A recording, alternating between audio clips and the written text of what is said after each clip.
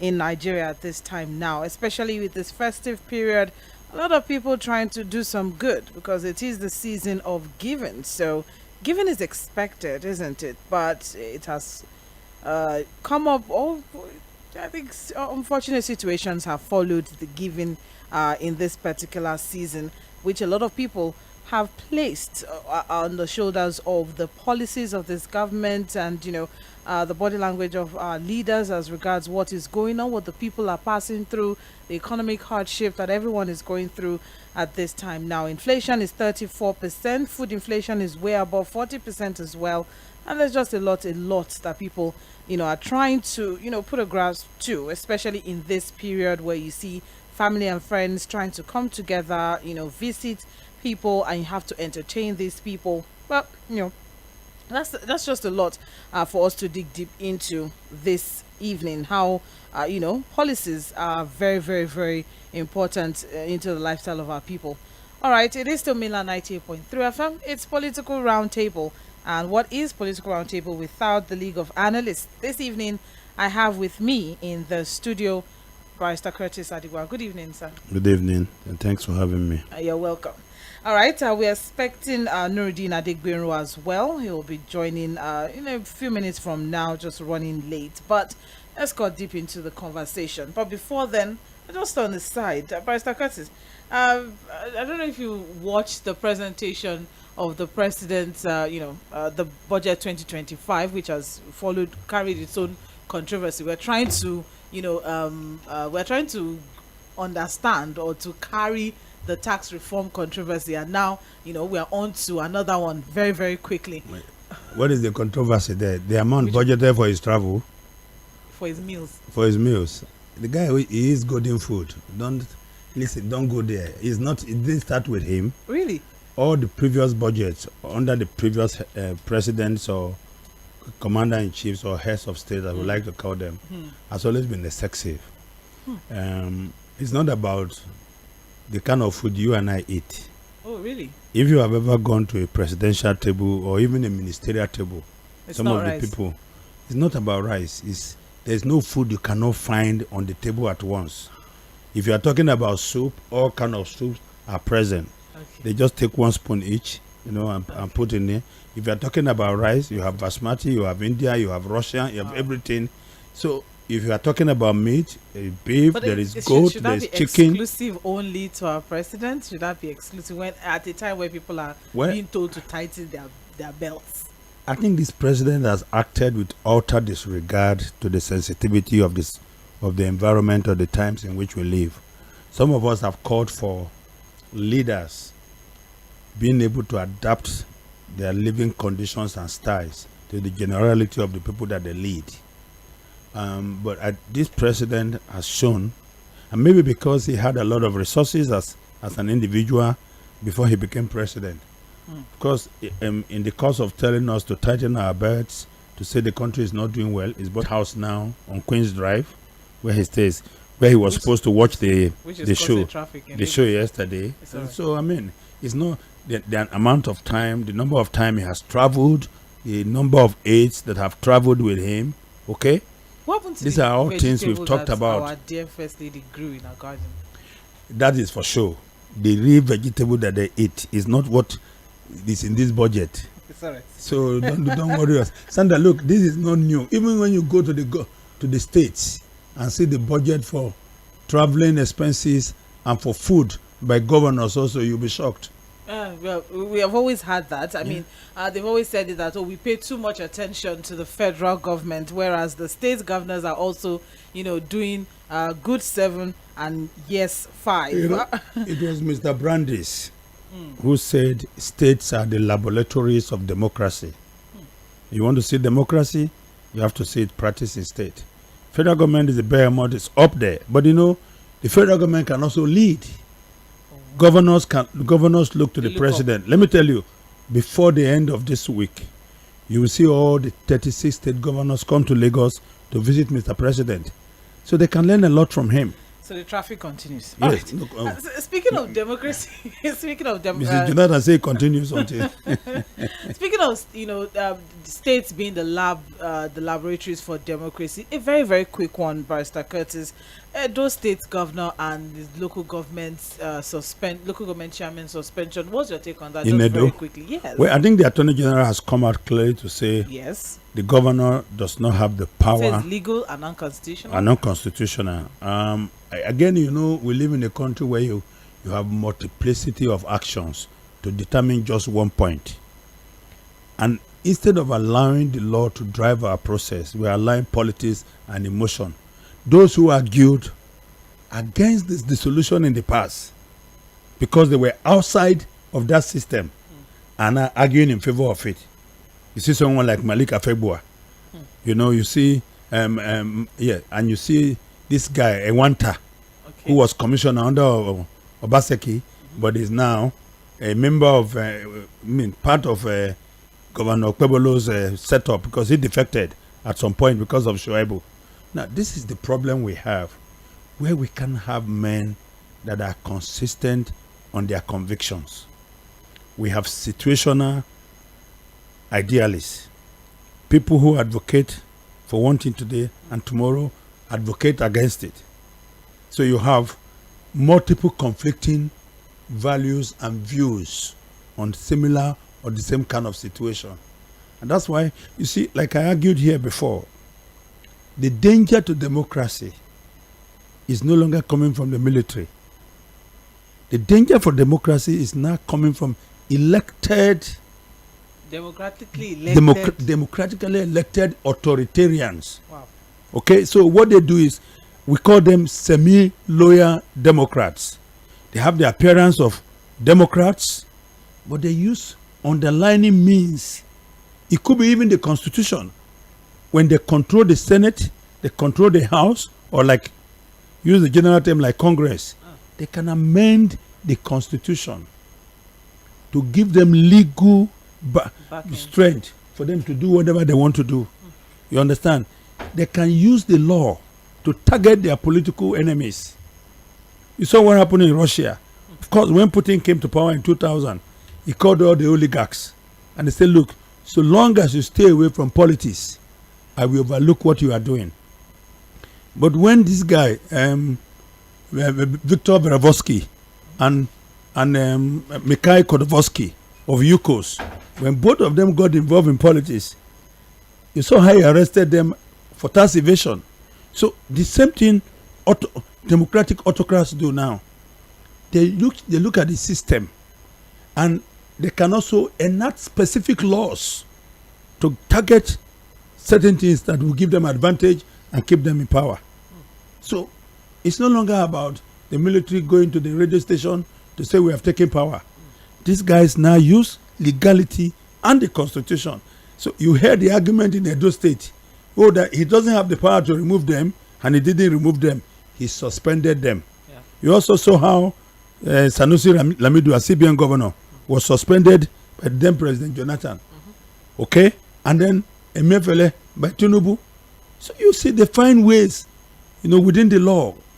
Well, we've always had a conversation around, the system against the people who occupy the system or who run the system. That is what we are seeing now. And just as you said, finding one loophole or the other, or finding one legality to make some inconvenient decisions that we are seeing. Well, I mean, whether or not they would run their, although they've said that they're not going to, they've said they're speaking with Algon and they're not going to work with that suspension notice. But then I think it's something that we need to look at. These are democratically elected chairmen. However, the election. So the grounds on which they are standing, which is to say, Section 8 of the Constitution, says that the State House of Assembly shall make laws for the running and operation, government administration. Of administration. Yes. Yeah. That is where they are standing, and they are arguing that the Section 7, which says that the system of local government is hereby established, guaranteed, is not as important as that one.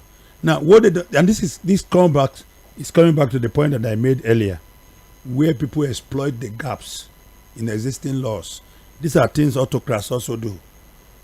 Because there is no constitution that covers every area of governance. Now, but these things in developed societies where people really care about the system, these gaps are filled by norms, behavioral norms of those who occupy political offices.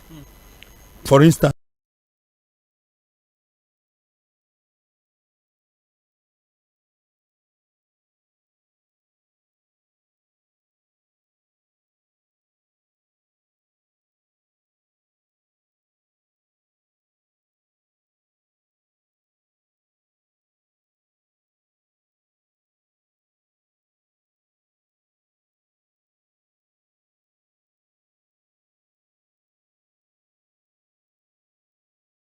they will step aside and go and clear their names first before they start thinking.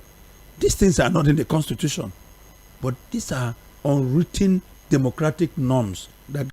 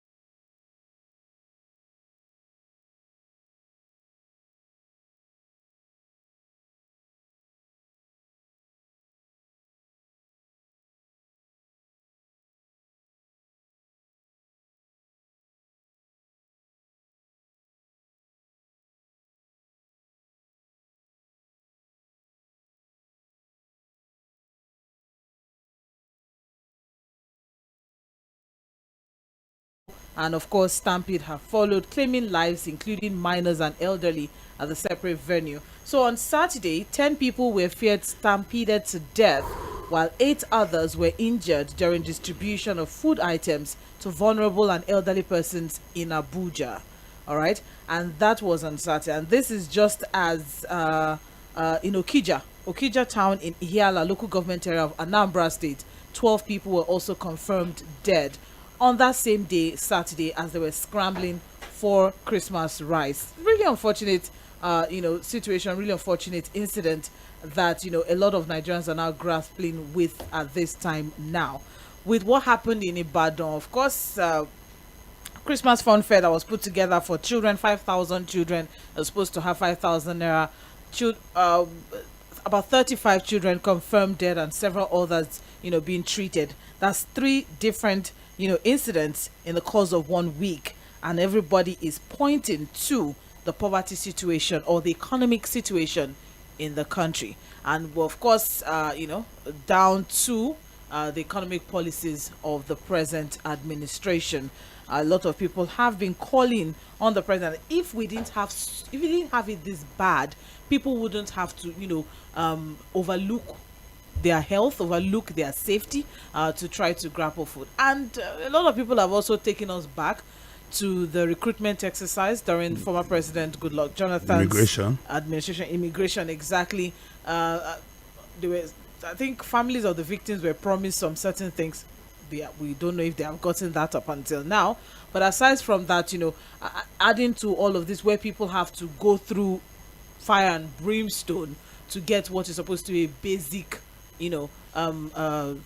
basic feature of the government to the people at this time now. And a lot of people are just looking at the economic hardship. What's your take, Barrister Curtis? Well, I think the issues are dimensional, multidimensional.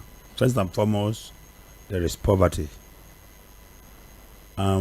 This is not the first time these things are happening. When I mean these things, this is not the first time that this charity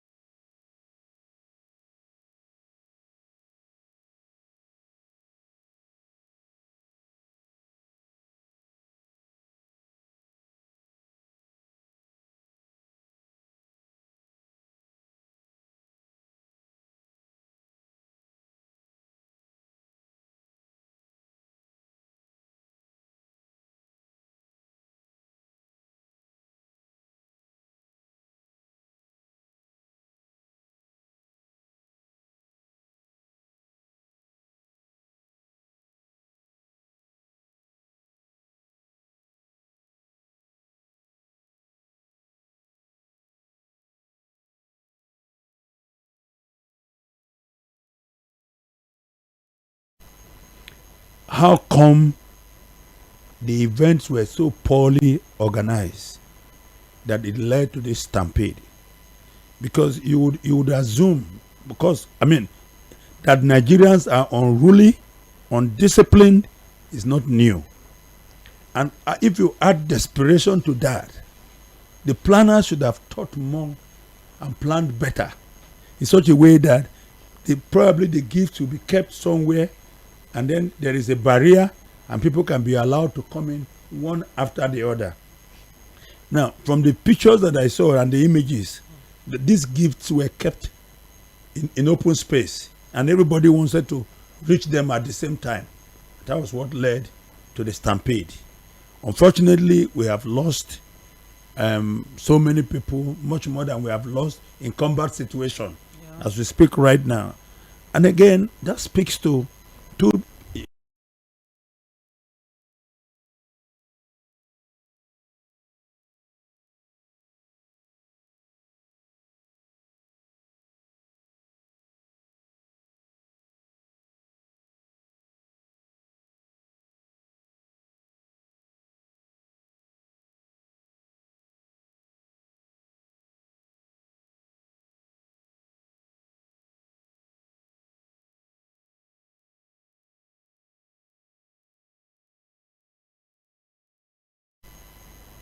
paying handling charges and it's not paying transportation.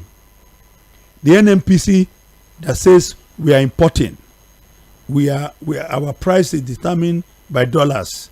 Our price is also determined by shipping and handling and all that, has also reduced their price below Dangote, even when the contribution of the Port Harcourt refinery is still uncertain or unknown. Now, what does that tell you? It tells you that the government is not prioritizing the welfare of the people in its operations.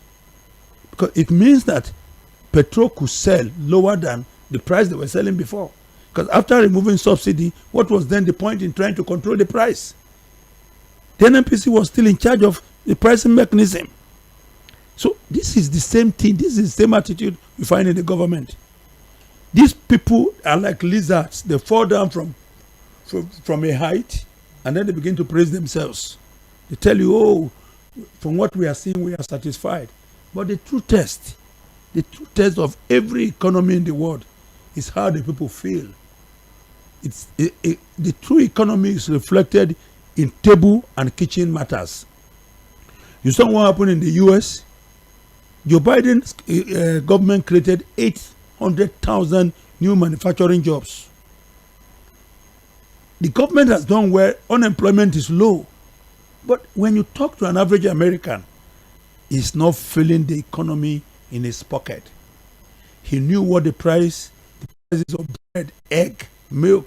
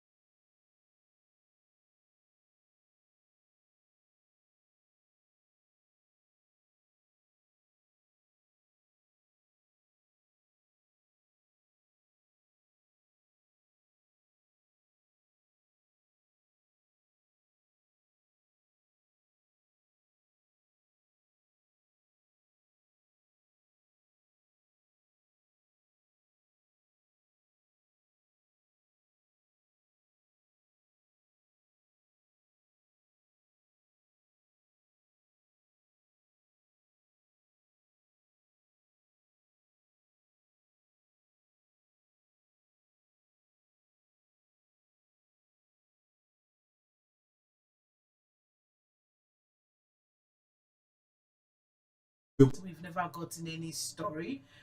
Some months ago, there was some rice that were being shared at customs office. There was stampede there as well. Someone or two lost their lives. And this is a government that has always told us over and over, oh, we are doing this here, we are doing that here. But we've never heard any story. Nobody has ever come out to say anything. So does this raise question about, if whether or not? I don't doubt the government, but I think that their claims are hyperbolic in the sense that maybe we know how these things happen. I have a personal story to tell of someone that was given the palliatives for a particular part of the country, the zone. And he goes there and he calls the political leadership in the area and say, this is how much we have brought here for this purpose.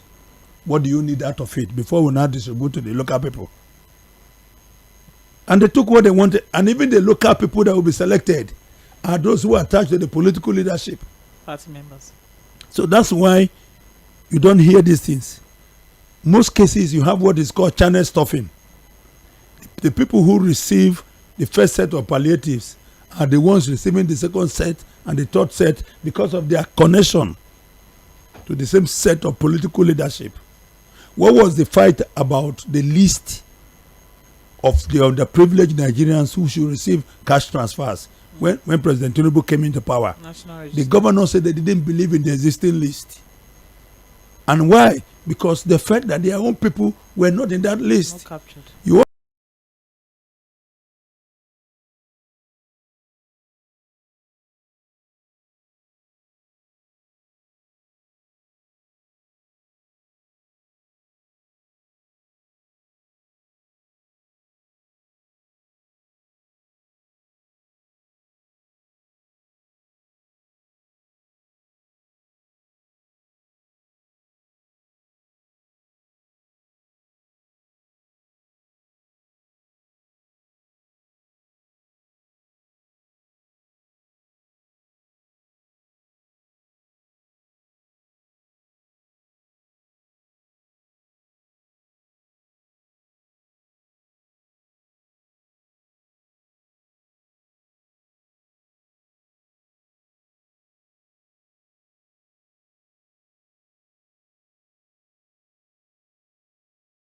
Larger number of people, more, given the situation that we have in the country, because that money is not.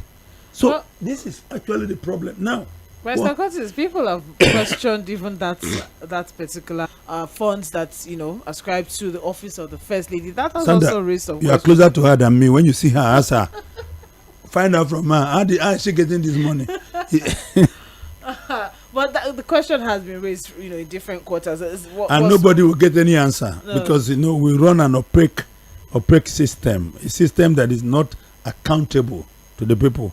Even when you go under the Freedom of Information Act and apply, you will get nothing out of it. Okay? That's all right. Okay, you are listening to Political Roundtable on Milan 98.3 FM. Palliatives, charity initiatives gone wrong. That's the conversation now. And we've also seen situations where people have also lent their voices. I also need to add that maybe in the future, those who embark on these charitable activities should plan better, because the families and the people they are targeting in their communities are known. Well, you could actually, if you have that kind of resources, you could actually arrange to have these items delivered to homes, instead of bringing everybody out. I remember, I think some years ago, when Daystar Christian Church organized a back to school event, that they were going to give bags and things for students to go to school. Now, when I saw the number of vehicles that were packed, I am saying to myself, the owners of these vehicles cannot afford to buy school bags for their children. This is also part of the problem, because in some of the people that died there didn't even need what they went there to go and fight for. The greed of an average Nigerian, once anything is free, they must get it. Some probably collected and went back there again. Like when you go to funerals, you see how some people carrying bags loaded with food that they have already collected. And then they go to the organizers of the funeral. An event that should be solemn. And they say, we have not eaten. And then you look down in the handbags they're carrying. There's food and so many things there. Well, so this also needs to change the attitude of our people. Look, if someone is giving you a gift, why are you even rushing it? After all, if he didn't call you, you would not have died without that gift. So people could have waited, conducted themselves well and better, and it would have reached them. In the case of Daystar, they tried everything they could, and those who couldn't get the bags that day were told to come back another day.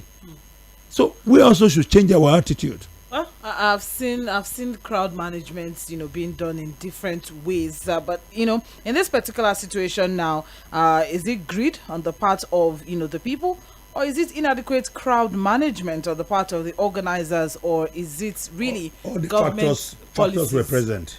Government policies, harsh economic policies from the government. Well, in reaction to the incidents, the IG, Tɣᴇ Sᴏᴜ, has called on groups and organizers of similar events to ensure the involvement of security agencies, as negligence on their part is criminal. You know what the IG should do? Will not be overlooked. The IG should put in place a protocol for dealing with this kind of situation.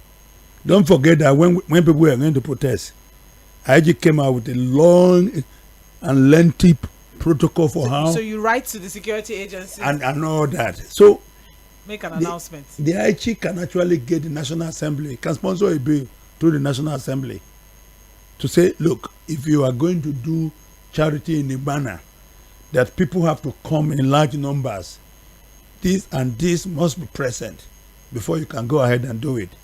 And again, like I said, this is something you might not even need security. If I come, let's say I am blessed tomorrow and I have money to do charity, and I go to my community, I know those who are vulnerable. I don't have to make them queue. Listen, some of the times, the reason why people even do this in publicly, so that the world will know that they are doing something. This can be delivered to these people in their homes quietly. The only thing is that it will not make news. It's like some people celebrating their birthdays and they will go to orphanages and then they post it on Facebook. Others will go on the street where they say they are celebrating with beggars. You can have this food cooked and delivered to them to celebrate your birthday quietly without even involving the press. Sandra, if you go to your village now, don't you know the people who are poor, who are hurting more? Of course. If you are going to deliver a trailer of rice tomorrow, don't you know those who need them? You can have it delivered to them. The whole razzmatazz of, let's go to the community field and let everybody come and gather, is for the press. All right. Thank you very much. Thank you very much, Barrister Curtis. Well, that's that as regards the poverty index in this country, and as we have tried to highlight three factors that could have led to this. Greed on the part of the people, or inadequate crowd management, or government policies? As Peter Obi, former presidential candidate, said that all of these are signs of Nigeria's systemic failures. That's that's the reaction of Peter Obi, posted on his X handle, saying that, and I'm quoting now, "The desperate quest for survival in these harsh economic times has driven our people to extremes in their search for food, often at the cost of their lives. How do we explain that in a nation blessed with abundant resources, our people are dying of hunger in such numbers? How is it possible that we cannot feed our citizens despite the vast fertile lands our nation is endowed with?" Do you know that before now was the Port Harcourt incident, where I think it was under Governor Wike. Okay. There was a stampede. So many people died. The desperation is becoming too desperate itself. The desperation in the land. Because you see, if you are a parent and you are looking at everything, and you just cannot think of where the next meal is coming from. Do you think it's easy to go and queue to beg for food? It's not easy. And for most people to be able to do that now, they don't even care anymore. Do you see how people now randomly call on you for help and send text messages for money? On social media. It is because of the economic situation. People just go into your DMs. Everybody, is trying to just. It's just unfortunate, Pastor Curtis, now that even with the fact that people don't have food. Now you don't have food. Now you have lost family members due to trying to get food. Double. It's very, very, very unfortunate. Very sad. Yes. 35 minutes past 6, and you're still on to Political Roundtable on Mainland 98.3 FM. When we open up the phone line, you share your own thoughts as regards the Stampy situation, or your Abuja, Anambra. Is it greed? Is it inadequate crowd management, or is it harsh economic policies from the government? Moving on now, still on Political Roundtable, Budget 2025. CAP says 2025 budget proposal is the worst so far, as Shetima, President Tinubu's official quarters is to go up 6.3 billion naira for renovation. We're still renovating, Mr. Curtis. I thought we did that last year. Is renovation not renovating every year? Is it not a constant thing? Don't you renovate your house every day? Every year? Yes, Sandra, tell me the truth now. Don't you renovate your house every year? I don't do that. I can't even afford to do that. Why? Why do I want to renovate my house every year? You don't want your house to look beautiful every year? Why? Listen, the presidency, do you understand? I'm with you. Of any country, as the thinking of Africans are, should be the best. When you go to any country, the presidency should be the best. And the vice president, okay, well, that's part of the presidency. But the thing is that we put too much emphasis on how our buildings should be looking, and not how our government should be useful to the people. See how the British Prime Minister Rishi Sunak hesitated, and how Keir Starmer came in. Downing Street. Downing Street. 10 Downing Street. Just come in with your clothes. Yes. And then go out with your clothes. If in fact, you know that for the current president, and even the one before him, once the president moves out, the current president will not even come in yet. He's going to be somewhere while they're busy renovating the place to suit his own taste. So the taste changes with that kind of attitude, you are bound to have renovations all the time. Because every time they travel, let's say they visit France, they visit the United Kingdom, they see something nice. They see something nice, and they come back. They add it to our budget. It has to be added to the presidential lodge. It's okay. You understand? So that's where. And then the other thing you find out is that these are budget line items that are repeated yearly, not necessarily that actually the funds are spent, but they could be diverted. Let me give you an example. Okay. Segun Adeniyi, Yar'Adua spokesperson, told the story of how an Igbo man had gone to look at the budget and found that in that budget there was a provision for presidential press conference room in all the 36 states of the federation. Okay? And he came to him and said, are you aware that this exists in the budget? And it's under your office. If you make this contract mine, I know what I'm going to do for you. It means we are going to build a press stand with the presidential seal, so that anywhere, anytime the president visits any of the 36 states, it will be brought out for him to address the people. And Segun went to Mr. President, and Mr. President said, I'm not even aware that such is in the budget. But even if it is, why do I have to do 36 stands when one stand can be carried from Abuja to wherever I'm going? All right. All these things you see, like new laptops every year. Yes. These things are just repeated, and then some people find ways and means to carry to take the funds. So that's what you know, that it took these people, what do they call the Nigerian Economic Summit Group, to be able to get Ben Akabueze from Lagos to go to Abuja and help in preparing the budget when Buhari assumed of office as president.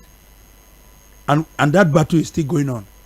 Because once you are able to go meet the members of the National Assembly, and for whatever reason you and them can settle, the passage it's there. It's all right. Let's welcome Nuruddin Adegbero into the studio. Good evening, Nuruddin. You are welcome. Good evening, Sandra, and good evening to our listeners. And we're just having a conversation as regards the fact that our president and vice president needs to have their accommodations renovated every year. You know, we listened to something from Bello El-Rufai, former Governor Nasir El-Rufai's son, earlier in the week as regards the fact that our budget carries the same rhetoric, it's only the figures that change. Yes. It's just the figure that changes. The same thing, laptop, system, spoons, kitchen knives and whatnot. But anyways, the coalition of United Political Parties, CUP, has punctured the 2025 budget proposal of 49.7 presented by the president for passage into law, saying it might be the worst so far by any government in the country, just as it quickly noted that the implementation would prove even more challenging. So, before we dig deeper into what CUP is trying to say exactly, the 49.7 trillion naira budget has, generated a lot of controversy. Some people have said, it's over ambitious. Some people have said it's not realistic. Opposition have said it's not realistic. Some people have said it's an ambitious budget. And now we have CUP here now saying that, it's the worst so far that we have ever gotten. But the president has also made some promises from the budget. There's a lot that we are looking forward to. He has promised us 1,500 to $1 in 2025. He has promised us $75 per barrel. That's oil benchmark. And so many other things as regards different sectors, health, security, defense, and all of that.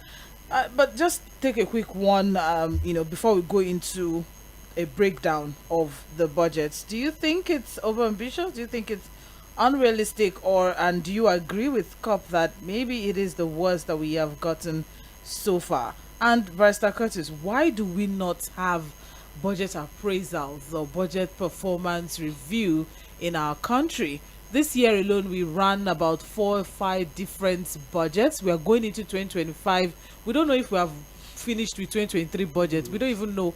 Are we done with 2023? Because we had appropriation, we had supplementary. Your president of the Senate has told you that the 2024 budget will run until June 2025. So that means by 2025 we'll be having 5 budgets. And the president of the Senate also encourages scavenging for food. He says things are hard. Wherever you see party, go there and sit down and eat. Yeah, they went there. They're only listening to Akpabio. It's all right. Well, an ambitious budget, an unrealistic budget, and the worst budget we've had so far. Very quickly, Nuruddin, then we get well, for me, it is obnoxious to Nigerians. Yes, because one thing there is this: if you have started something and you've not even finished that one, and we've not even the purpose of those particular one. Now, you remember what Senator Ningim said when he told us that we are running 3 different budgets at a time. He was suspended, but now it's a reality. With 2025 proposed budget, what it means now is now 4 going to 5. Now, if there is no demarcation between a particular budget, and the last time I checked the meaning of budgets, it has something in common in all the definitions. For what? For a calendar years of 12 months. By the time we are now doing mumble jumble of our own budget, it's going to be very difficult for you to rate the performance of 2023, of 2024, even when this particular 2025, which is going to lapse in 2026, you won't be able to rate it. And that is the reason why it is offensive to Nigerians. It is offensive that those people that are supposed to know upon the political experience that some people are allowing to some certain people, they have political experience, it has shown. Because if you look at the one of education, if we have not exhausted our budget of 2024 on education, why do we have the numbers of billions that we have for education now?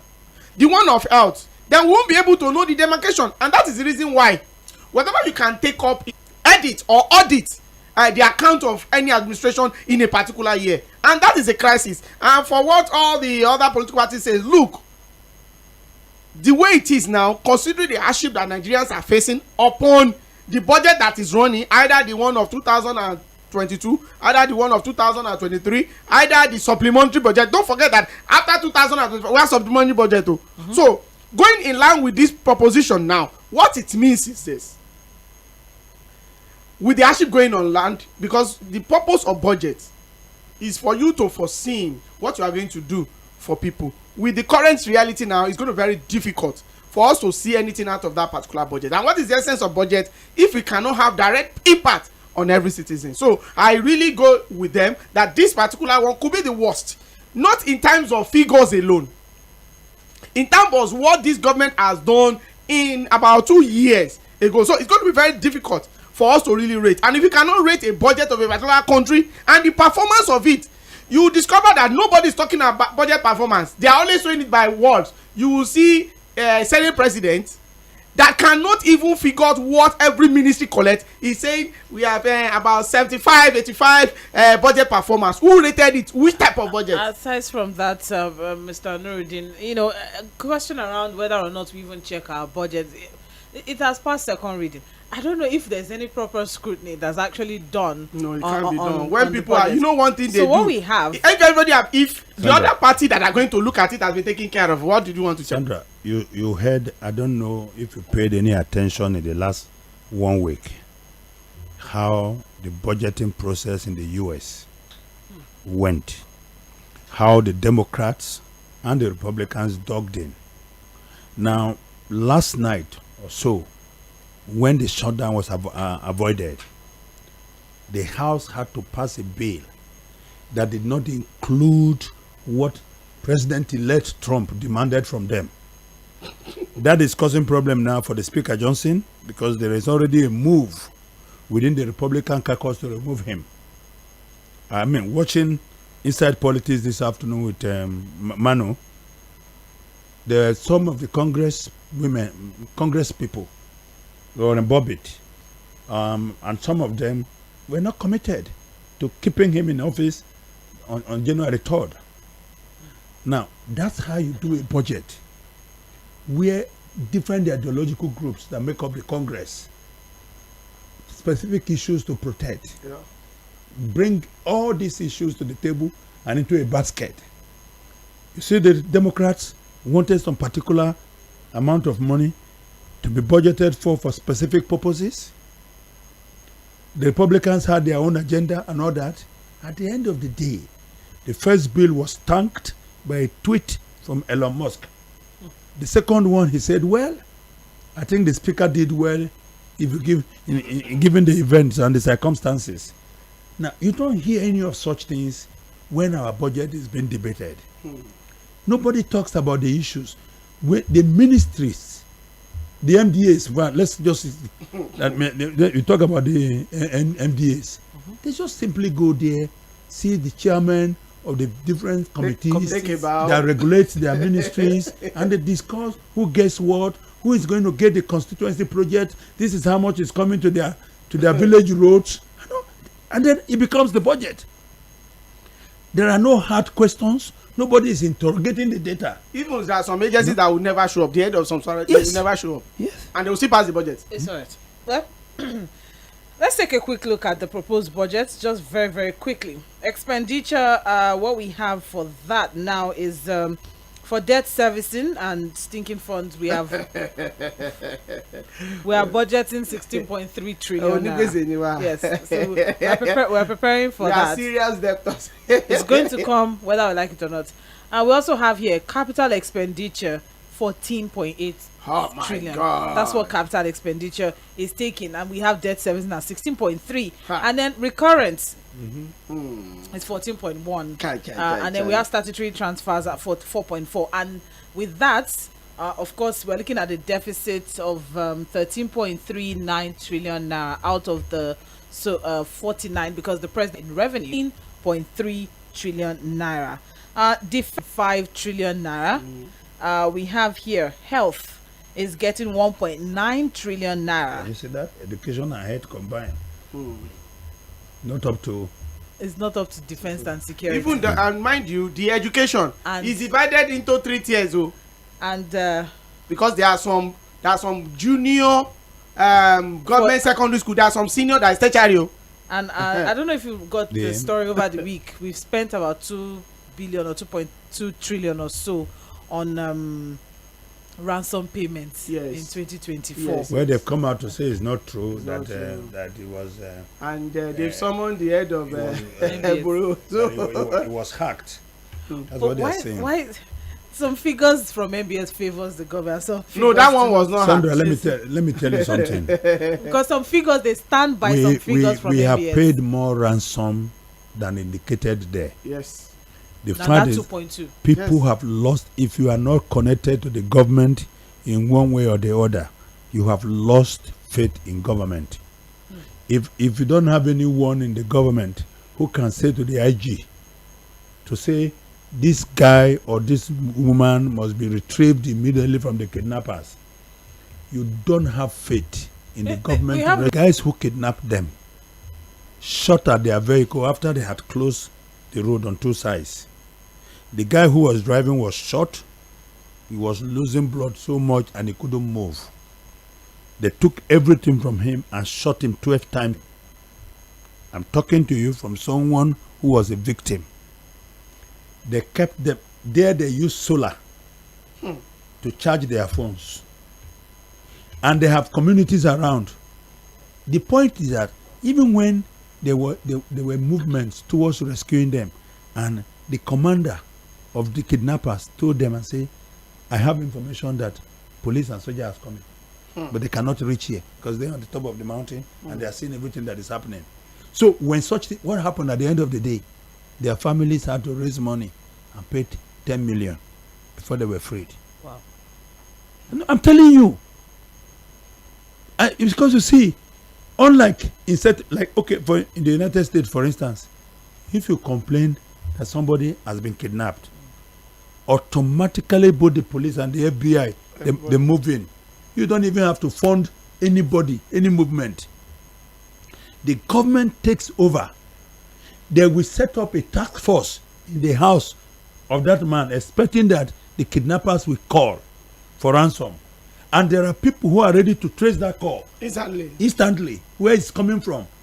And then they have people who can race to that venue or put helicopters up to monitor movement. At least they will try their best, and you will know that they will try their best. But here, if you're anybody from you is kidnapped, you're on your own. People don't bother calling security agencies. You know the number of people. They just raise money. They just raise money. There are some people that it is injurious to them for them trying their infrastructure with. You will see what is going to end this particular budget. That from 1999 till date, that fixed what. Read the book? Yes. You remember the story she told about how the National Assembly held the government to ransom until. NAFDAC head, that Mama DG, what she faced. That has caused. I had to go and check it out. It says quite a lot. So key highlights: the proposed 2025 budget is set at 49p. A set of ambitious macroeconomic assumptions, very ambitious. Exchange rate has been estimated to be 1,500. So we're not even planning to go lower than 1,000. So inflation is expected to decrease significantly and settle at 15%. What? Wow, that's amazing. From 36, when you are not producing anything. When a lot of the industry are leaving your country to another country. Projected 2.06. And what are we producing that will make our balance of trade to be favorable? Oil. Sandra, what would you call a father who is borrowing to fund a particular lifestyle that what he has cannot afford? You see how much we are borrowing to fund that budget, but we are not tinkering the lifestyle of our public officials. We are not. Look, the National Assembly is not ready to cut down on their budget. The presidency is not ready to cut down on their budget. Ministers are not ready to cut down on their budget, and we are not even talking about abuses in the system. What was the woman that was there before? Farouk. Mama They call her Mama humanitarian, but it's actually Mama disaster. Mama disaster. They've changed. And at the end of the day, even the funds. Look, but again, we must also be fair. You know, you don't elect people to continue the old pattern. You elect people to change things positively. But President Tinubu said was going to continue on the legacy myths. Yeah, from Buhari. But you remember under Obasanjo, okay, there was this practice where budgets will not be enforced or implemented until the 12th month, and then there's a rush to cash in. You remember how that Minister of Education? Oh, but Barrister Curtis, that, however, albeit very shady and all of that, compared to this that we have now, we have 5 different. Okay, we may be having 5 different budgets that we're working with in 2025, and all of these budgets still running. We don't know if I'm still. No, they are running simultaneously. Yes, and because you have a strategist as a president, he's able to bring harmonize. Correct. Harmonize it, and those Nigeria is a peculiar country. Let's quickly see some takeaways. Let's quickly see some takeaways from the budget. This is Political Roundtable on Mainland 98.3 FM. We are live on Facebook and YouTube. So the handle to look out for is Mainland 98.3 FM. You can drop your comments even as the show goes on. Exchange rates assumption appears ambitious and stronger than current economic fundamentals. We're also looking here, inflation projected at 15%. I don't know, because experts are saying unless there are non-monetary drivers of inflation pressure, like supply chain disruptions and rising production costs, if this so with this over 40 trillion as a budget, and you think inflation will come down to 15%. Another thing again is this: if you notice, food inflation is much higher 40 than cost inflation. 40%. So what it means is this budget will not do much. It's very, very obvious. If you look at it, look at the infrastructure that will make sure that the money is being exchanged at various contractors. Look at the amount and look at the one of security, and majority of what they are going to spend on, maybe on technology, maybe on the other equipment, is going to be imported. Crude oil production target of 2.06 million barrels per day appears ambitious, but could be. What are we doing now? 1.4. We are not even doing up to. Well, even the price in international market, how much is it? What are we doing now? Given the, given the challenges, security challenges, in the sector, and investment constraints, yes. And we are not gaining. We are not even meeting our OPEC quota now. We are not. We are not. NNPC has I don't know what they are going to do. And declare war to upscale production up to 2 million barrels a day. So, yeah. You know, again, these are projections. Yes. It's not an exact science. No, it's a dream. Projection is a dream. However, it may not come true, and it may come true. We have to look at the past, how the projections in the past have worked, and the truth is that I don't know if you have noticed that though these are budget estimates, and they may never work for the majority of our citizens, but for those in government, it works for them. It works for them. Because what we even have it still on the takeaways, proposed expenditure is heavily skewed towards recurrent components, which are typically fully disbursed. So the debt service sinking fund is projected to consume 1/3 of the total budget, while non-debt recurrent expenditure, which includes the new minimum wage that was recently passed, is expected to account for nearly 30%. Then we also have debt servicing higher than non-debt recurrent and capital, suggesting that there's limited fiscal space for social services and infrastructure development. We also have here the federal government's revenue target of 36.35 trillion remains unlikely to be fully met. We have and the hope is on the tax reform bills that low tax bills. Mr. Curtis, that budget has already tailored to wait for that particular bill. The tax reform bill. Okay. Yes, okay. The way it was, and if you look at it, that is why you see that their projection in terms of proposed revenue coming in. In fact, they will tell you that Nigerian custom has already met their target in how many months, even before the end of the year. But one thing that is going to, the interpretation of it is this: Nigerians, you are going to be taxed more. Don't forget now, currently now, if you have to be collecting money on all those online banking system above now, that you pay 300 naira. Okay. Budget estimate is a dream. Those who put in place this estimate were a bit realistic, in their estimation, but regurgitating them from year to year in the hope that things may work. But what I can assure you is that in all the estimates that you have, the recurrent expenditure will be realized, because that's the welfare of our public officials will be realized. The budget for defense, okay? And when you talk about defense, our security, it's not necessarily about fighting Boko Haram or Lakura or whatever it is. Yeah. It's also about protecting those that are in power. And if you don't understand what I'm saying, let me remind you of what happened just 3-4 days. Was it on Friday that the president needed to go to the mosque somewhere in Ikeja here? Yes. One side of Third Mainland Bridge, I counted over 130 soldiers. All of them back in mainland. I don't begrudge him, he's the president. A movement. For crying out loud. And policemen armed to the teeth. Why blocking the road? What are you afraid of? To the point that you have the roads have to be blocked.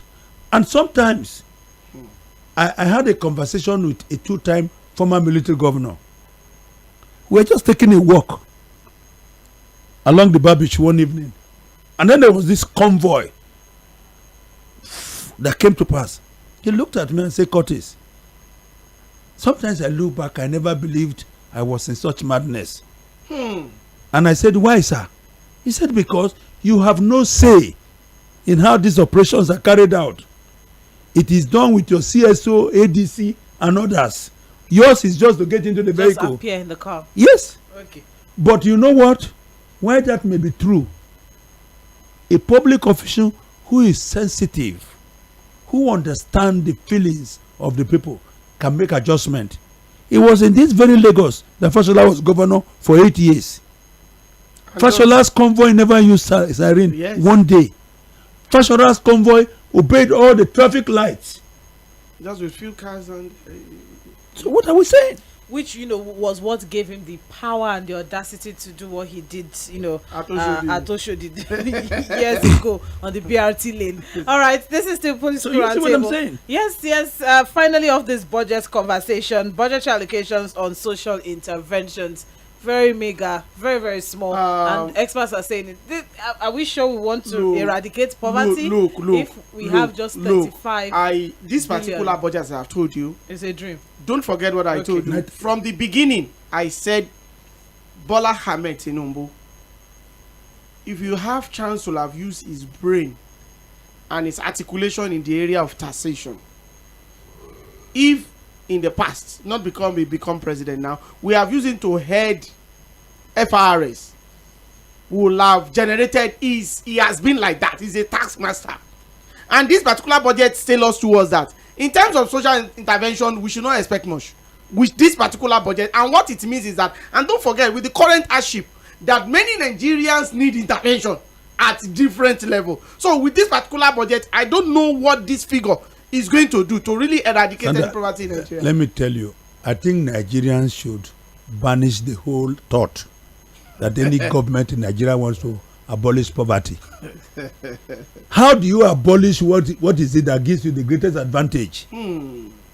If the people are not poor, how can you buy their votes? So this whole idea is that politicians use abolition of poverty as just campaign talking point. They are not serious about it. When you see a government that is intentional about lifting people out of poverty, you know the kind of policies that they engage. And it's not going to throw money around. Look at what the Chinese president is doing, Xi Jinping. Look at what Prime Minister Modi is doing in India. When people want to fight poverty, but how can they fight poverty when poverty gives them the greatest advantage in controlling power? Yes, and maneuver people. Oh, thank you very much. Unfortunately, from this same budget, I mentioned earlier that refreshments and meals is also supposed to go up about 618 billion. You didn't talk about small self. That one is even small self. It's small now. For a whole year. Yes, about for both the vice and for both the president and the vice, and also about 1.7 or about 7 billion thereabouts has been allocated for international and local trips as well. As So usual. more traveling, from this particular, budget. It's quite an interesting one. Under State House operations, presidents in the presidents, we have about 375 billion also. Foodstuff, catering materials and supplies and refreshments for meals for the president, and we also have same as well for vice president. Allocation for the vice president's foodstuff and catering, refreshment and meals in the proposed 2025 budget is half of what was allocated in 2024. That's how you normally. You know the reason why they normally say half of, because one thing there is that the budget is concurrently running, and what it means is that they will feed fat, and those ones that are governing, all of us. Well, there's an increase in Sandra, the president's. and on the latter note, the one where they buy last year never finished. It never finished. It is still there. Because they're always traveling, right? they're not around to eat it. And another thing again I'm is that Tᴏɪᴛᴛᴇʀ Mᴜɪᴜ, because of the sex he belongs to in Islam, I'm very sure he should be fasting on the Monday and Thursday. So automatically, I don't know how. I don't know. I don't know how the budget. It's okay. It's okay. I don't know how the budget of his own. It's not just for him. It's for operations in the vice president. Operations. You know when they say the office of the vice president. It's not about Tᴏɪᴛᴛᴇʀ and Mrs. Tᴏɪᴛᴛᴇʀ. Okay. There are aides. There are members of staff. When you go to the office of the vice president, You must eat.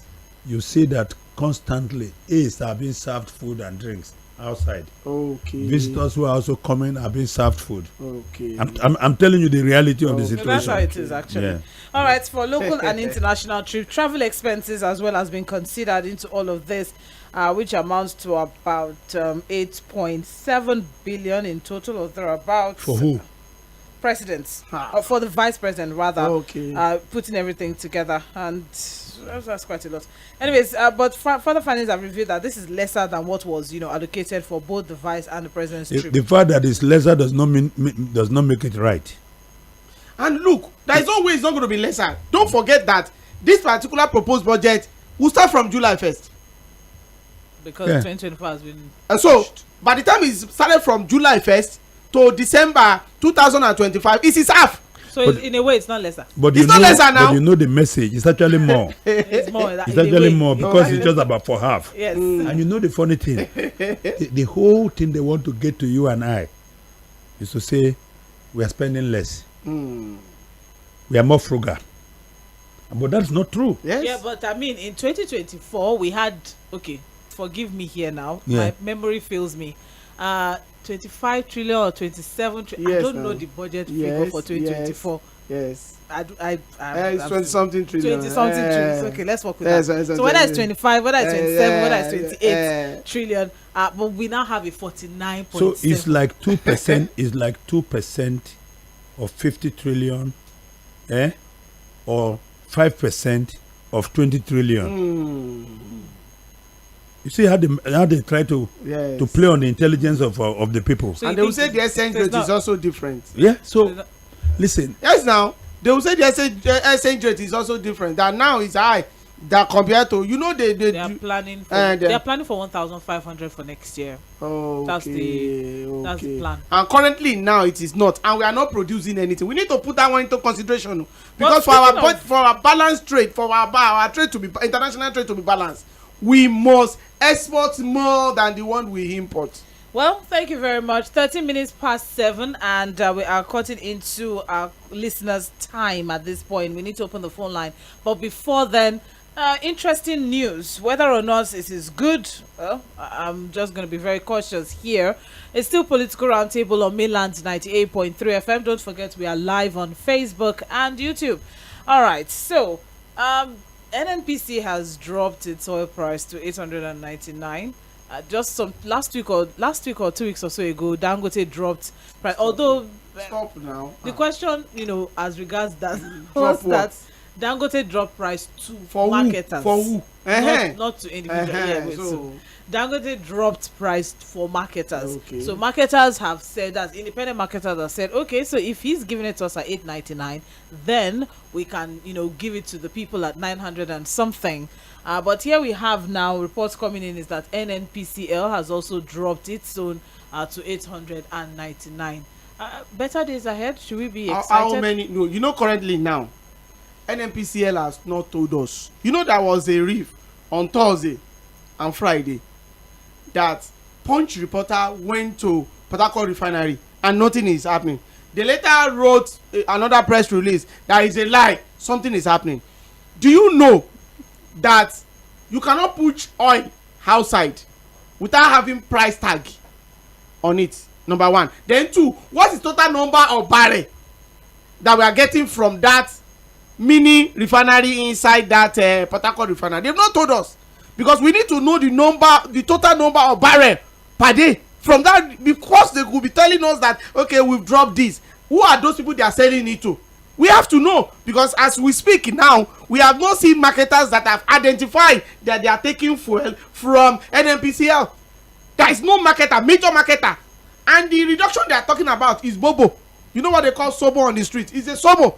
Because Dangote attached something to it. You have to buy millions of liters for you to get it at that price. So if it cannot, making changes to Nigerians to buy it at different filling stations, they should just keep quiet. All right, Pastor Curtis. So NNPC Dangote. Yeah, I have a friend who sent me something, and he is in the oil sector. This is what he said: 75% cost of crude and exchange rate.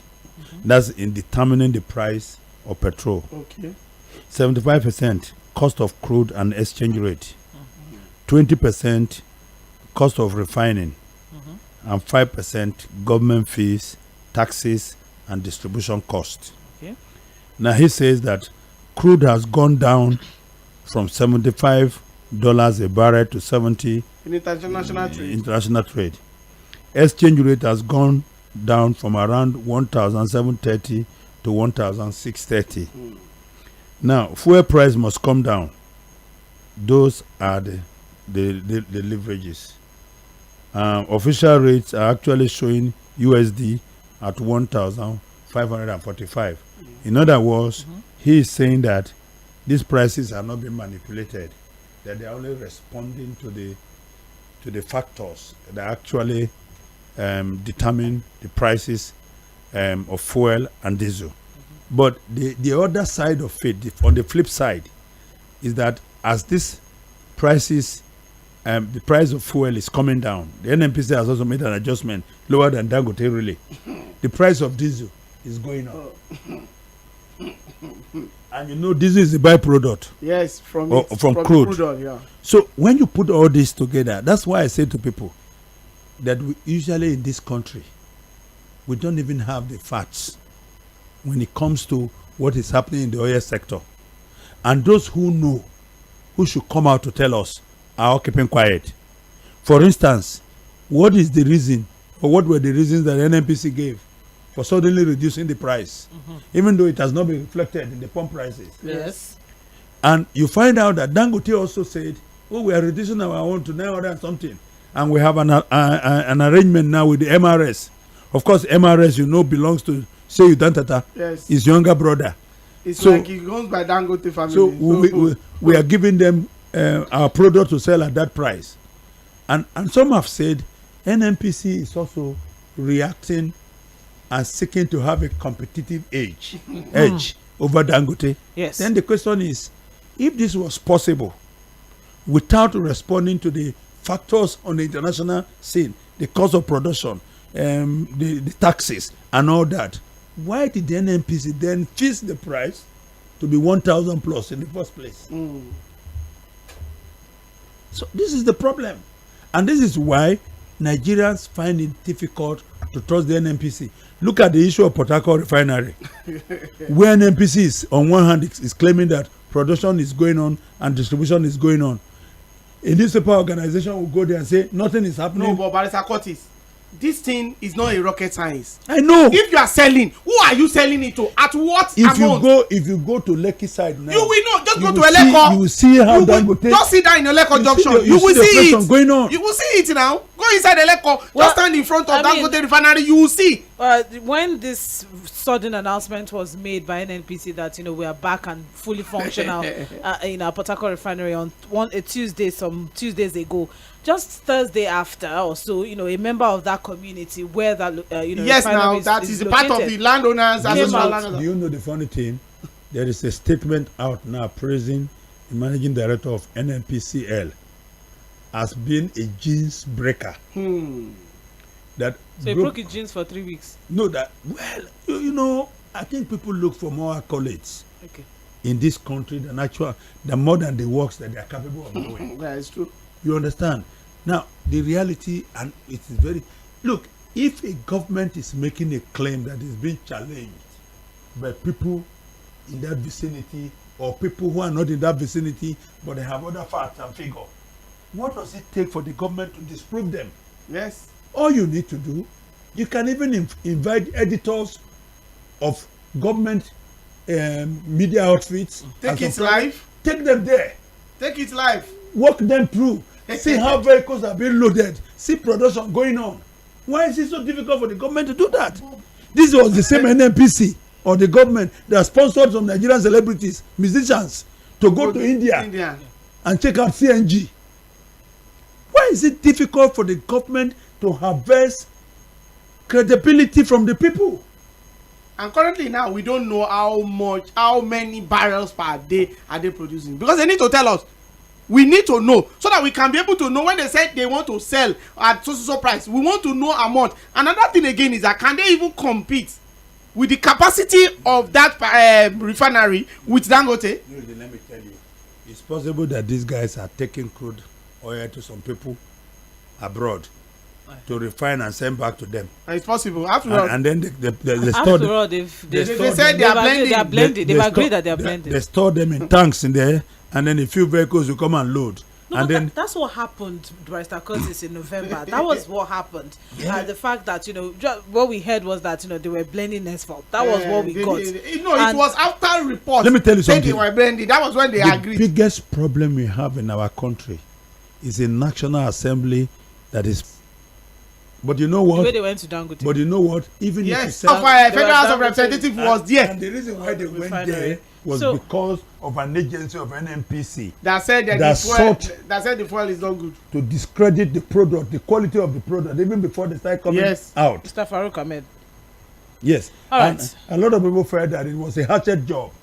Thank you very much. We need to open up the phone line now. But at the end of the day, should we be optimistic about this competitive, atmosphere that we are now getting from Dangote and NNPC? I think we adopt a wait and see attitude, and I'll tell you why. Do you remember last week? Last week, I think precisely the 10th and 11th of December, when the dollar suddenly crashed to 1,580 or 560. Yes. And everybody was saying, this is the time we've been waiting for. You don't know what has happened. Look, I needed to buy $5,000 that evening. And the malam came to my office, and I bought 2,000. And I was going, and he was even begging me, Oga, take the 3,000. On Monday, I come and collect the money. And there I was saying, my app is not working. Because my friend was saying, don't buy. This is coming down further on Monday. On Monday, I called the same malam to bring the money. Say, Oga, wallahi, it's 1,690 now. So let's adopt a wait and see attitude. Wait and see attitude. Thank you very much, gentlemen. It's been quite an amazing run, but we need to hear from our listener at this point now. It's 23 minutes past 7, and this is Political Roundtable on Mainland 98.3 FM. My name is Omobola Sandra, sitting in for Saheed Fuhad, and I have with me in the studio Barrister Curtis Adiwa and Mr. Nuruddin Adegbero. And we had three major stories that we looked at this evening. We started with the stampede situation, charity initiatives gone wrong in Oyo, Abuja, and Anambra State. And we're looking at, what do you think? Is it greed on the part of the people? Is it inadequate crowd management on the part of the organizers, or Nigeria's systemic failures? And that is that? How true is that? The second story was on the budget conversation, and there's just a lot to take away from that one. I mean, do we have a budget performance reviewed? Are budgets truly scrutinized before passage, or what exactly are your expectations from this budget? We've reeled out the numbers. Share your thoughts. And finally, the oil sector. Like Dangote, NNPCL has cut petrol price to 899 naira per litre. Should we be expecting better days ahead, or we should wait and see? 0913-6000-410. That is the number to call to join the conversation this evening. 0913-6000-410. And we are live on Facebook, at YouTube, and at mainland and YouTube. Sorry. Facebook and YouTube at mainland 98.3 FM. So you can drop your comment in the live chat section and we take them as we move on. Let's take our first call of the evening. Good evening.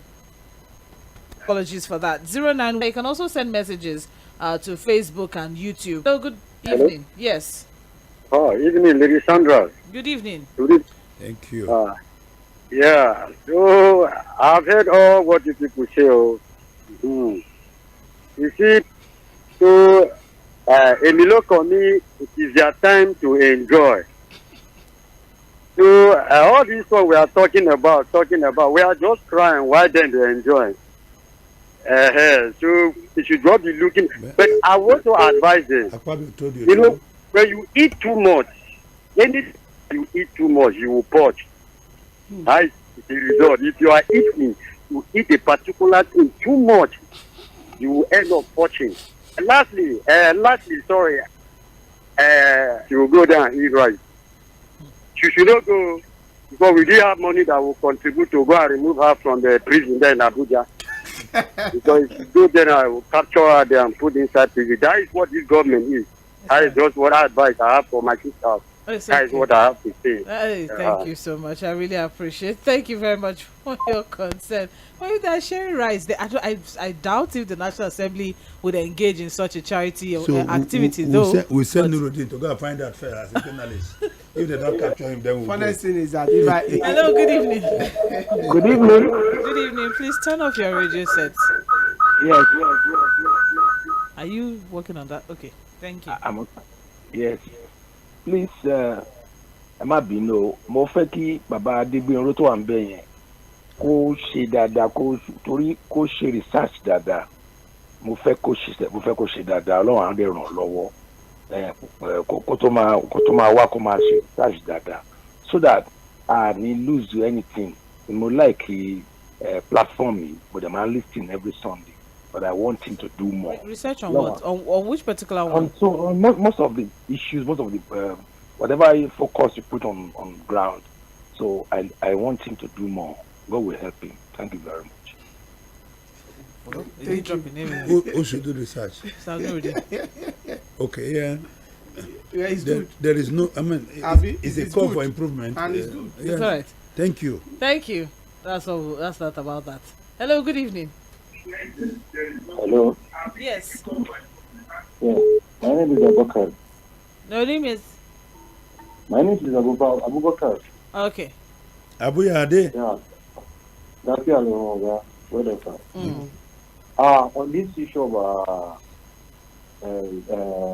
palliative and the distant peace, I think it's a lack of crowd management.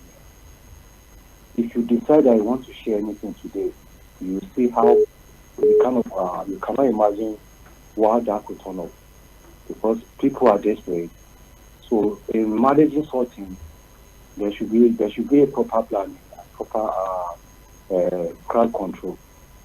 On the issue of our NNPC, I think this first and foremost, there are no proper communication to people on what is the actual cost of the petroleum price and the reason why this price they are making this reduction. But we all know that the value of naira to dollar is actually is what is actually influencing either the hike or the reduction in those prices. If the naira will keep on appreciating, there's tendency that this price of the petroleum will keep dropping. But as it is now, any shoot up in price in the value of naira to dollar, the more it the naira keeps depreciating against dollar, the rate of dollar to naira is unstable and it's not actually going down the way we expected. So the price might not actually we might not actually enjoy this price for long. Thank you very much. May God bless you. All right. Thank you very much, Mr. Abubakar. I appreciate it. Hello, good evening. I can still call you, Iron Lady. Good evening. Lady Sandra. Yeah, with you.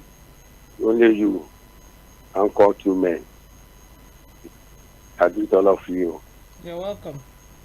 My name is Prince Wise. Calling you from Muodo. Okay. Number one. Those in charge of palliative is not organized very well.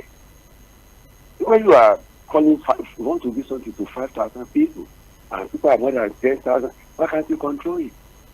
And the thing that happened in Ibadan, the people at Abbey did not learn lessons. It happened there, go to another place too. So whenever they were organizing something, you have to come down and control the crowd for that. And for the NFPC, I want it to be like this.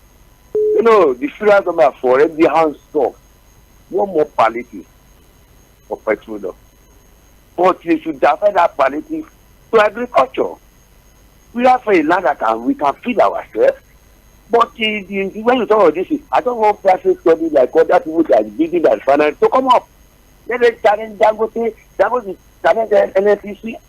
NFPC, the finance is working. And somebody will come say, because in Nigeria, we believe in them.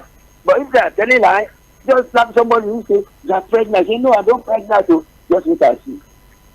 The level will show whether you are pregnant or not. Whether they are refined there or they are not refined there, everything will open very soon. But what you will say, I believe in that because I want Nigeria to move forward. We want Nigeria to move forward. And the price of all them was class. But am I saying this?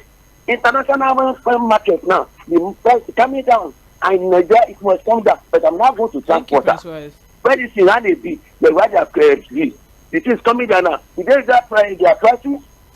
Hello, good morning. Good evening. Yeah, Lady Sandra, good evening. Good evening. Barris, I agree to you. Thank you. Ogano Rudin, good evening. I agree to you, sir. Yeah. Lady Sandra. I'm with you. With your class presently, if I invite you to my party, you will eat without asking too many questions. But the moment you become maybe a public officer, like minister and all that, you will be very careful. So there is a difference between the office of the president and any other office. I'm not defending the president as to their renovation of a thing, but then see, even as I am, there is no way I want to build my house without a tunnel. I have a reason for that. If I'm the president, I cannot stay in any building that has no tunnel. No tunnel? Yes, a tunnel. Is that what the money is for? Are you speaking for them now, saying that maybe that's what No. I'm not saying I'm speaking for them. Of course, we know what we expect from them. But then, even when you want to build your house, we want to renovate every year. Make sure you are doing the work we elected you to do. Correct. You understand? And again, my opinion on this issue of budget, I see, our budget has always been like this. My own is whatever they want to do to complete the coastal road, let them do. If they have to go and borrow from World Bank, I just want them to complete that road. That is my major. All these other things in the budget. Is 1.1. I hope. 1.1 trillion. Yes. So it's a lie. Should we spend all the money on the coastline?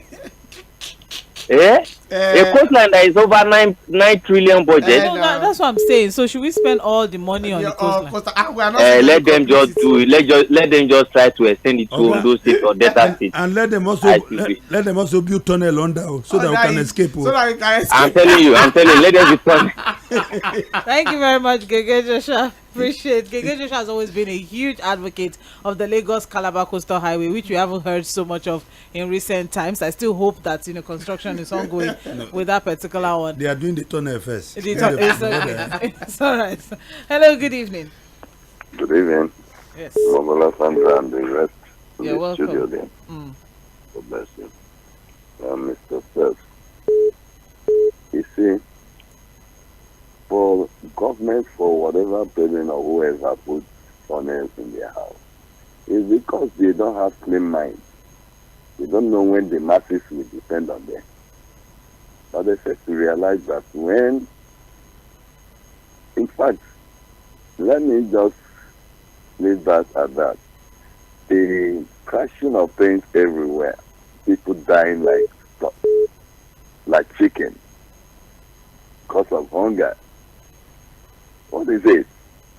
There's a sound bite there. Thank God for mainland FM. The place about the president participating during Jonathan.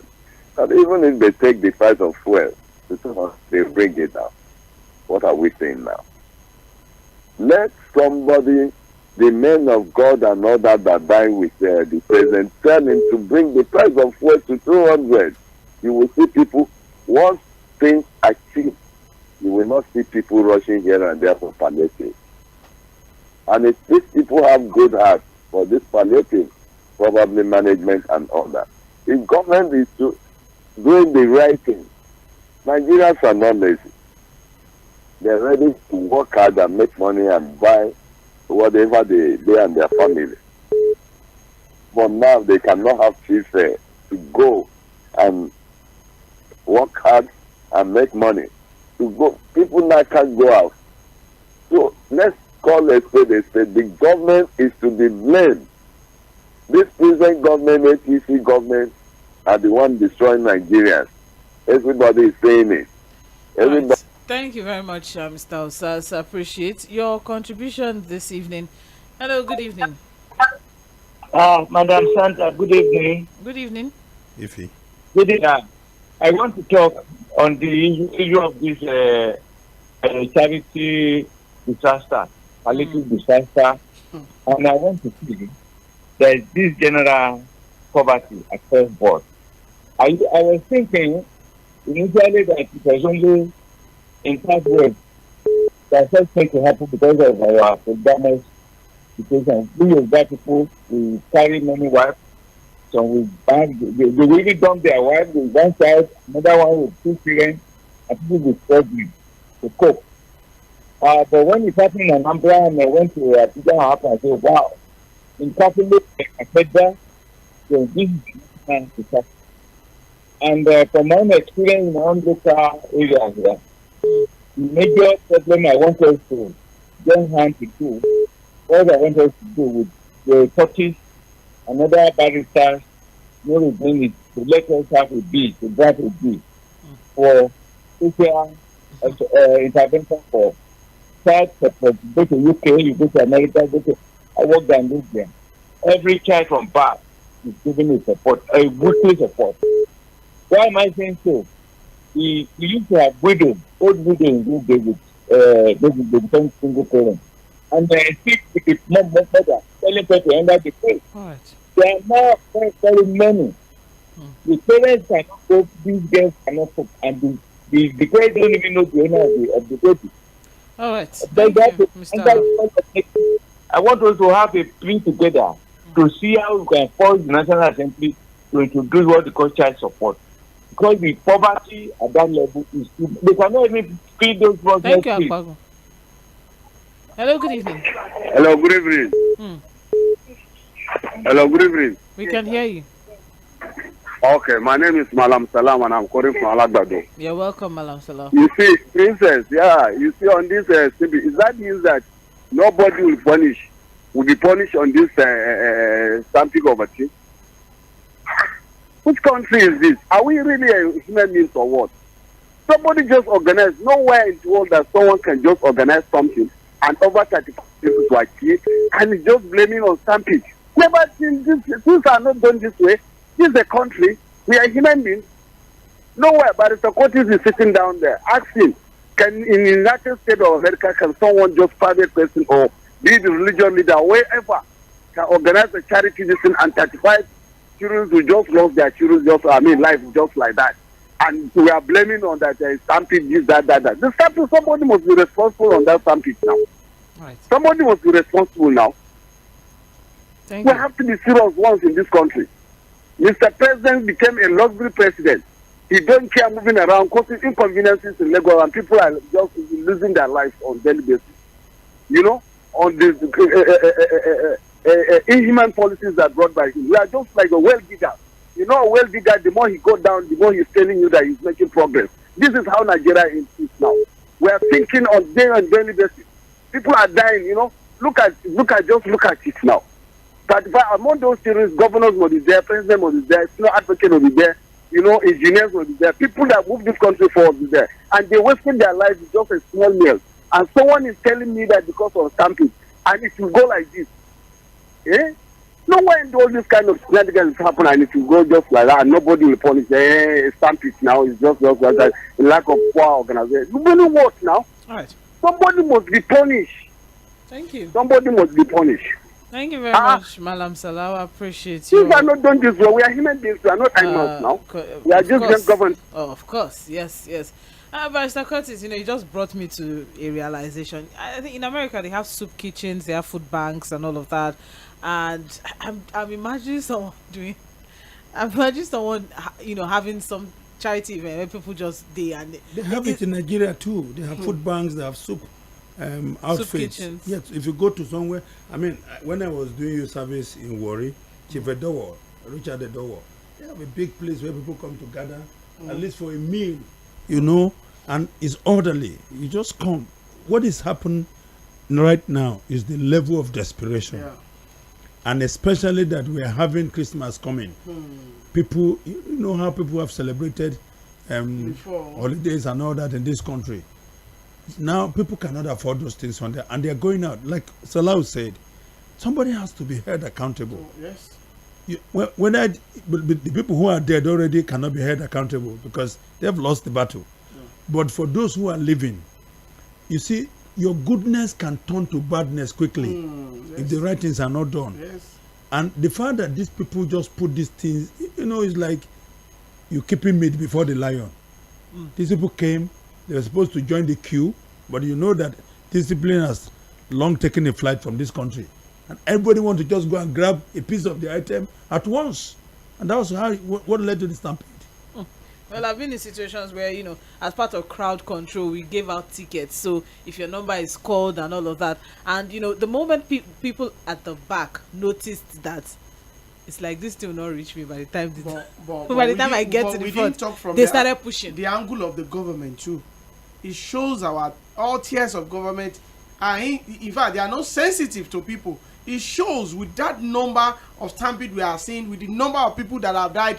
That means both the local government chairman, the state governors, even the president, they are not doing well in making sure the hardship of people can go. I can tell you, if you don't have money, you can do anything to get food to eat.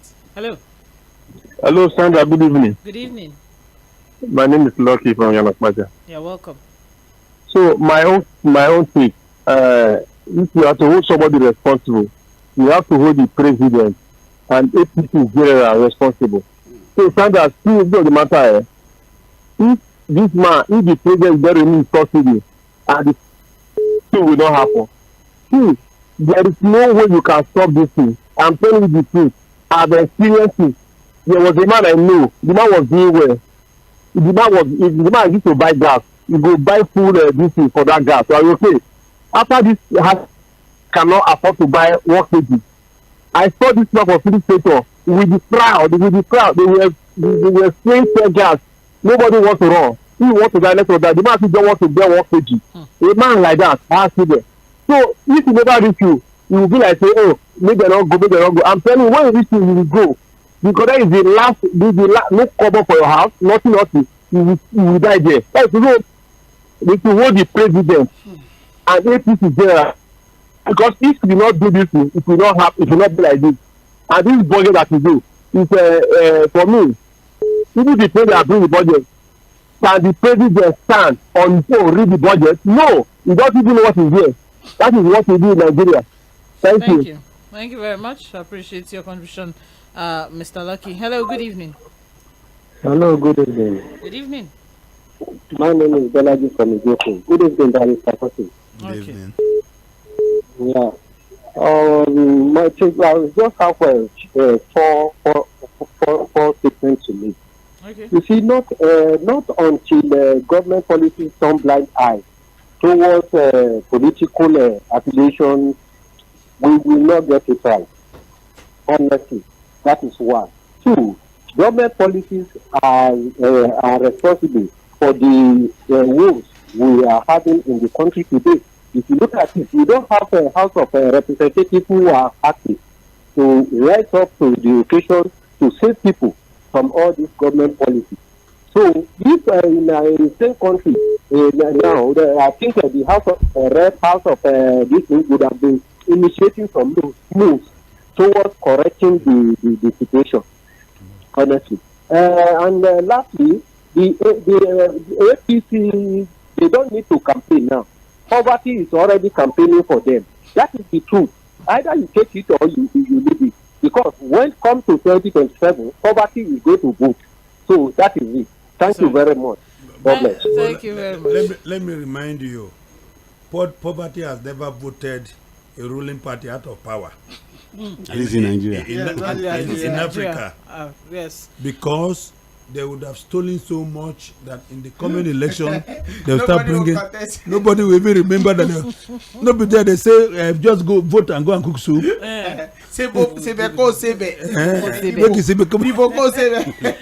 right, with a few minutes left on the clock, I have joined us in the studio Saheed Fuad. You are welcome. I'm here to just observe. I've been enjoying the whole conversation, listening from the car, of course. I lost a very close relative this afternoon.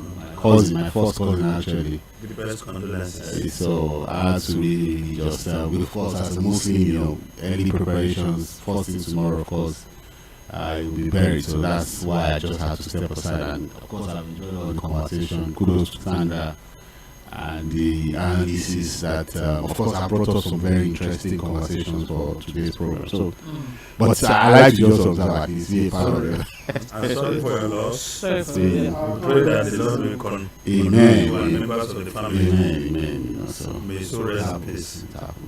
But the lot again that comes to mind when it comes to the health sector, I saw quite a lot of disappointing. And we have a budget of 1.3. It's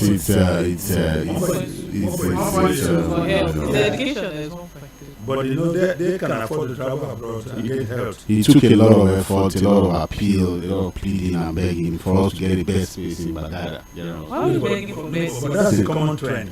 Look, I told the story in this studio of how the driver of my friend, Lati, we took the whole of the day moving him from one hospital to the other, begging for oxygen. In fact, when we got to the express here by the former toll gate, the ambulance that was there, we were told it was just there for decoration. It cannot be moved. Eventually, we got the former House of Rep member, WG=, who then called Jide, the commissioner of health, before they were able to get him a bed space. It's as bad as that. Just when he was about to be admitted, he gave up the ghost. If he had been treated before all the moving around and all of that, most probably would have survived. Most of the people that die here from accident, from other sicknesses, have no business dying.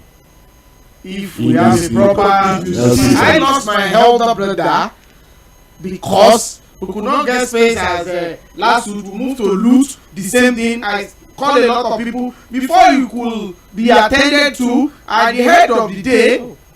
We also lost him in that particular process. 96 for health. Okay. That's what we are setting aside. Do you know that there was a case of somebody who was shot 12 times in the US but survived? Just because there was a helicopter to lift him. Because they felt that if you take him by the road, he would die in the process. Helicopter to lift him to the hospital. Air ambulances in Nigeria. We have police helicopters. What we would need is to have. We are protesting. We see them in the sky. What we would need is to have road ambulances that are working. So not before we get to air. But you know that we are still talking about struggling to get bed spaces. My brother, I saw something. We were buying something in a shop, and this man walked to the counter and said to the cashier, "I feel like fainting." And that was it. The cashier just picked his phone, called 911. You do understand? 2 ambulances showed up to the spot. Yes. And the first to arrive just grabbed him. He was having a heart attack. And then of course stabilized him before taking him to the hospital. But Mr. Curtis, you're talking about the system where even the firefighters, they have basic, first aid training as regards any emergency or whatnot. But we have fire service. I think there was a time I saw a documentary where it was said that when it comes to brain tumor, for example, a dog in the US stands a better chance of surviving than a Nigerian. Yes. Than a human being here in Nigeria. A dog. Who watched the parade for the dog, one of the top dogs in sniffing sniffer dogs, sniffer dogs. K9. He had cancer, and they were just about to be put down. And then all the police people that worked with the dog all the years had to do a parade for the dog to walk through. Do you know that dog handlers are a cadre lower than dogs that they handle? Yes. Because you have to give so that you can respect. So if you have the societies that respect animals to the point of. Let me tell you something. I've said in this studio before. If you want to know a society that cares for its citizens, look at how they treat animals. You remember this footballer? He used to play for Chelsea. No, that I think that kicked his cat. A cat, and he was going to turn to, and a lot of things happened. You know how much money he lost? Because of just kicking a cat. Thank you very much. But Sandra, just 10 seconds. Again, for people who tolerate a lot of the misgovernance we have in Nigeria, these are the things we are saying. You tolerate it. You think it doesn't matter because of the day you run into trouble. Yes. No, they say it's his time. Okay. His time has come. That's when. So when we talk about the level of misgovernance, the corruption, the fact that we are not doing the right thing, is exactly what we're saying. In the UCH, for example, it was reported that for 17 days they were out of power. No lights. Fuad, somebody, a medical doctor in training, dropped from an elevator. Oh, that's very unfortunate story. Please. Has it been resolved? You know, we've not had anything since that thing happened. Nobody has been held responsible. With a training doctor at the general hospital there in Lagos. Listen to me, God forbid, and don't say I'm a prophet of doom.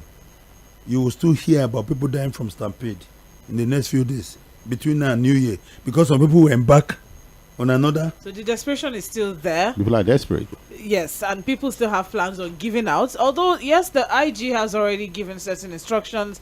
NEMA has also come out to, say something. That's the Environment Management Agency as regards, crowd control and what can be done and what should be done. This is a policy issue. It's Sandra, not something. In Yoruba, wọ́n ní kí àwọn èèyàn má jẹun ọ̀tá. Ọ̀rẹ́ òde gbóúnjẹ kaná. They said you should not eat from the enemy, and your friend did not cook. The program you do here, Etomi, what do they call it? 5K initiative. Yes. When you project for 20 people, how many people do you get a day? And that one, luckily that one we can control the crowd. Because they have not come here? But if you say they should come here, you announce that they should come here to come and collect 5,000. But with radio, with phone number, we can control the crowd. Political Roundtable on Milan 98.3 FM. I have a few messages here on Facebook as we wrap things up this evening. John Bernard Ohi on the issue of stampede. Any church, the Catholic Church, my church, the Catholic Church, has been organizing this exercise for a very long time. I know people that have not been coming because they have what to eat came around this time because of the level of poverty. People that have not been coming, they had to come this time. These government policies have put us into, though greed may also contribute, but poverty was the main factor. As for the budget, it's just a copy and paste budget from the previous year. Nothing will come out of it. And that's John Bernardo. James Mswoɪᴜᴜnᴜ. Sandra, you remember I told you on Friday that my church was going to do Jesus sales yesterday, where you could get one Derica, or you didn't give me location. So Mr. James, please, you and I are on a certain. Tell him to bring it to the studio. You didn't give me location, so please, we did it and it was successful. The incidents that happened last week was so unfortunate. I don't want to blame the organizers, especially those of the FCT and Anambra State, because according to them, that was not their first time. They have been organizing it for many years without any incident. I guess they were overwhelmed by the turnout as people had to sleep overnight outside the church just to make sure they get in early the following morning. For me, it's a total failure of the government. And I want to disagree with Barrister Curtis that they brought the media to announce what they are doing. I think it was those stampedes that attracted media attention, and everyone is aware of the incidents now. Otherwise, no, I think you didn't get me. Yes, I think you're out of context here. So we're talking about some crowd control, crowd management. That was what led to, you know, as regards announcement, that why not, instead of calling people to a certain venue, you could have it delivered to them. That's what he was suggesting. That, you know, but because, you know, a lot of people want to show off, so it's not. But he's not particularly referring to OK Jackson. What is that his name? OK Jackson. Obi Jackson. Yes, Obi Jackson Foundation or the Catholic Church. Even the ex Queen too. I think that was her first time in Ibadan, but she's done it in other locations, in other places. Wings Foundation is not new, so she has done it. You know, women in need. I guess she didn't anticipate the crowd that was going to come for that. I gave the example of Daystar. They were going to give out bags. Look at the cars from Daystar down to 7-Up. Tᴏɪᴛᴛᴇ MSOIᴟ, good evening. People should value life over gifts, and government should also make life better for citizens. Okay. Patrick Obeazor is saying, what exactly is this often quoted nebulous name? Reforms, which has been mouthed by government as they continue to destroy our economy and lives. Your explanation may help if reforms is another name for the struggling poor to be squeezed to death for the enjoyment of the political class. I keep asking from any government or APC supporter or indeed panelists to give us just one achievement of this government that the masses can point to as a dividend of democracy. He's still waiting. Patrick Obeazor. Okay. I'll find somebody to answer him. First 2015, people who could afford broiler at 600 naira grumbled at why a grown turkey didn't sell at 400 naira. They embraced Lucifer and his promise of fantastic utopia. Today, they live in hell. We have hit rock bottom as a nation. 3 stampedes, many dead, just for food. Nigerians need to wake up. The political class has, in 1 decade, turned you into beggars. And he said a lot, and I will not read the rest. But thank you very much. Unfortunately, that's a wrap for this evening. Once again, our condolences to Said Fuhad on your loss. But as he said, he just speaks a whole lot as regards the system, as regards, you know, the situation, the health situation in our country at this time. Defense and security has over 3 trillion naira, and then we have health 1.9, and then we have education at 2.3, and infrastructure not up to trillion. They will say with that, but even if we budget 50 trillion, I don't think it will take care of what we have. If it to get down as the deficit in infrastructure in the health sector, it's a lot of problem. Really, it's a lot of problem. I mean, you also have the state governors as well. They all have their but they have budgets as well. Whether it's 506 or 605. I want to wish Nigerians happy Christmas. Okay. And to our public leadership, as you gather around the table with your family, where you have varieties of food, take a thought for those who cannot afford anything that day. If you are not able to provide for them that day because it is late, think about them in the future. God bless you all. Amen. Thank you. Just 2 seconds, please. For me, Merry Christmas to everybody, and please, instead of buying BS for people, look around you. If it is little thing, give them to eat. Right, what? Well, if you can't kill chicken, live chicken, do frozen chicken. I think that's cheaper for people. Or eat pomo, or probably just be happy. Don't overdo anything. Yeah. Of course, Merry Christmas in advance to all our Christian brothers and sisters. For this evening, Merry Christmas in advance. Till we meet again next week, Sunday. This would be Said Fuhad, but this is Omobola Sandra saying, stay with us on Mainland 98.3 FM.